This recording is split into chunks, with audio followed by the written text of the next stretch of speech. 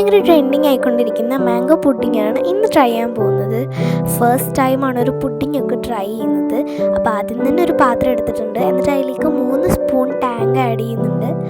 ഞാനിപ്പോൾ ഇവിടെ mango flavour എടുത്തിട്ടുള്ളത്. എല്ലാവരും ഓറഞ്ച് ഫ്ലേവർ എടുക്കുന്ന കണ്ടിട്ടുള്ളത്.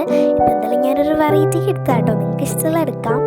എന്നിട്ട് അതിലേക്ക് 4 സ്പൂൺ പഞ്ചസാരയും 4 സ്പൂൺ കോൺഫ്ലവറും ആഡ് ചെയ്ത് കൊടുക്കുന്നുണ്ട്. പഞ്ചസാര നിങ്ങൾക്ക് ഇഷ്ടമുള്ള അത്രയും ചേർക്കാം, കാരണം ഞാനിപ്പോൾ ഇവിടെ 4 സ്പൂൺ ആഡ് ചെയ്തിട്ട് കൂടി അത്ര മധുരം ഉണ്ടായിരുന്നില്ല കേട്ടോ.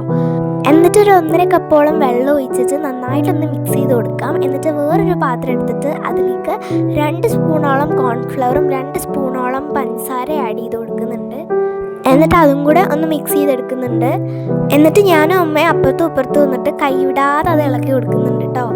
രണ്ടും ഒരേ സമയത്ത് തന്നെ ഇളക്കി കൊടുക്കാൻ വേണ്ടി പ്രത്യേകം ശ്രദ്ധിക്കണേ.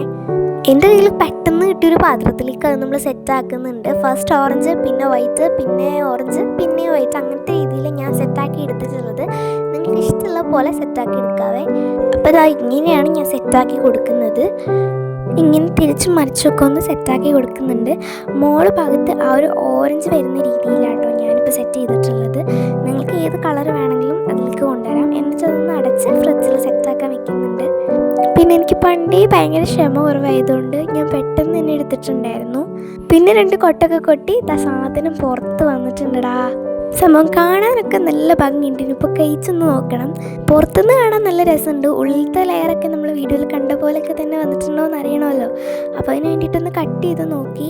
ഫസ്റ്റ് ടൈം പുഡിങ് ഉണ്ടാക്കുന്നതുകൊണ്ട് തന്നെ എങ്ങനെയാവുന്നൊന്നും അറിയില്ലായിരുന്നു. അങ്ങനെ താണ്ടടാ മുറിച്ച് നോക്കിയപ്പോഴത്തേക്കും കറക്റ്റ് നമ്മൾ വീഡിയോസിലൊക്കെ കാണുന്ന പോലെ ലെയർ താണ്ടിയിരിക്കുന്നു.